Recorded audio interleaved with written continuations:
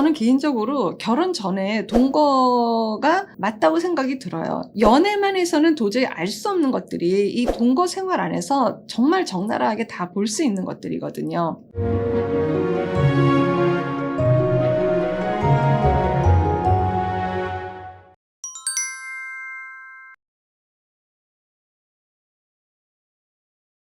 안녕하세요. 이주은 부부상담 원장 이주은입니다. 오늘 기사에 난 거를 좀 말씀드리고 싶은데요. 비혼 동거가 결혼보다 관계의 만족도 높다. 가사, 돌봄도 훨씬 평등하다. 이런 기사가 났어요.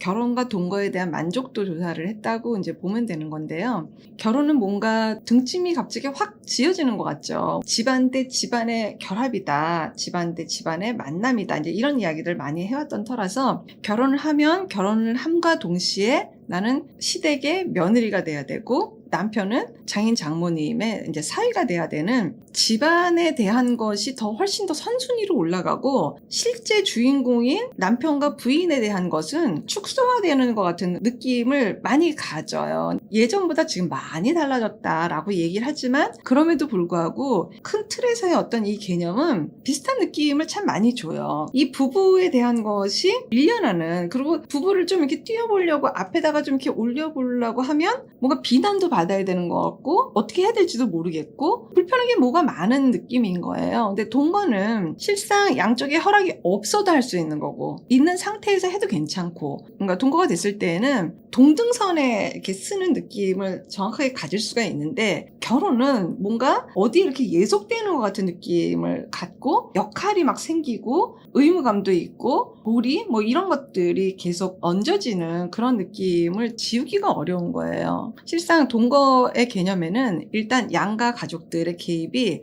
거의 없어요. 일단 재산 아예 없고요. 안부 인사드리고 뭐 이러는 것도 셀프로 각자 하면 되고 훨씬 더 가벼운 거죠. 저는 이런 조사라든지 이런 느낌들을 보면 정말 결혼이라는 것이 젊은 시대의 젊은 사람들한테 참 버겁구나. 사실 결혼이 잘못한 건 아니거든요. 결혼이란 제도는 굉장히 사람들을 안전하게도 하고 그 사이에서 아이들도 굉장히 보호하고 좋은 제도인 건데 어쩌다 보니까 결혼제도라는 틀에서는 뭔가 이래야 될 것 같고 막 저래야 될 것 같고 이런 게 너무 많다 보니까 진짜 필요에 의해서 우리가 함께 사랑해서 같이 살자라고 하는 이 커플에 대해서 규제가 많은 거예요. 그러니까 거기에 대한 풀림을 자체적으로 해결하고 있는 사회 현상이 팽배해졌다. 이렇게 보시는 게 훨씬 더 낫겠다 싶은 생각이 들어요. 동거가 많아지면 많아질수록 결혼이 또다시 보이는 거예요. 이제야 드디어 결혼이 보이는 거예요. 저는 이게 꼭 나쁜 것 같지는 않아요. 결혼이 너무 버거워서 동거로 갔다는 것은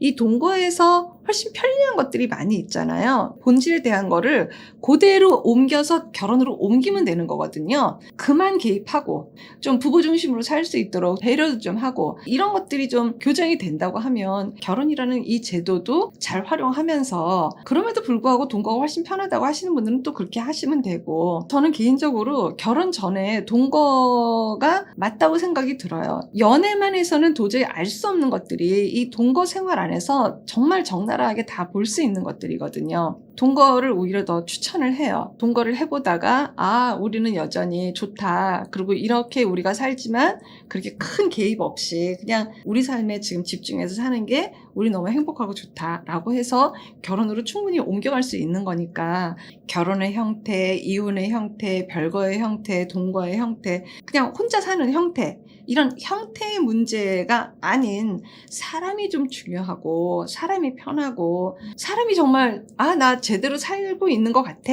라고 여겨지는 게 가장 중요할 것 같아요.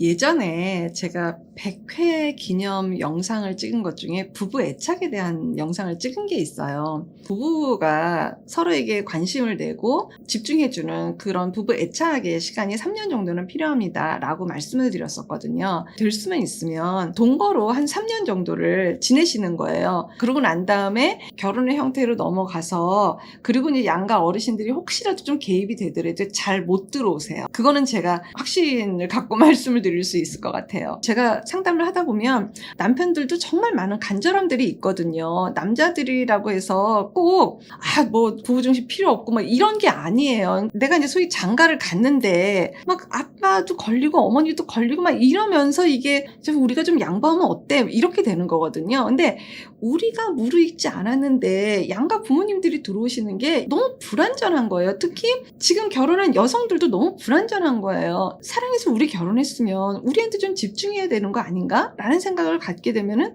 남편이 날 덜 사랑하나? 남편한테 내가 이렇게까지밖에 아닌가? 이거를 미연에 방지하려면 정말 동거 기간을 아무도 개입 안 하는 상태에서 한 2, 3년 정도 갔다가 그러고 난 다음에 결혼의 장으로 옮겨지게 되면 이제는 부부가 좀 단단해졌기 때문에 양가 개입이 좀 있어도 끊을 거 끊고 선도 긋고 건강한 이 경계선 내면서 부부가 그래도 살아갈 수 있지 않을까. 그래서 결론은 결혼을 하던 동거를 하던 뭐가 됐던 어쨌든 커플 중심, 사람 중심, 우리 부부 중심 이 내용이 가장 중요하다라는 말씀을 오늘도 잔소리처럼 전해드리게 됩니다. 고맙습니다.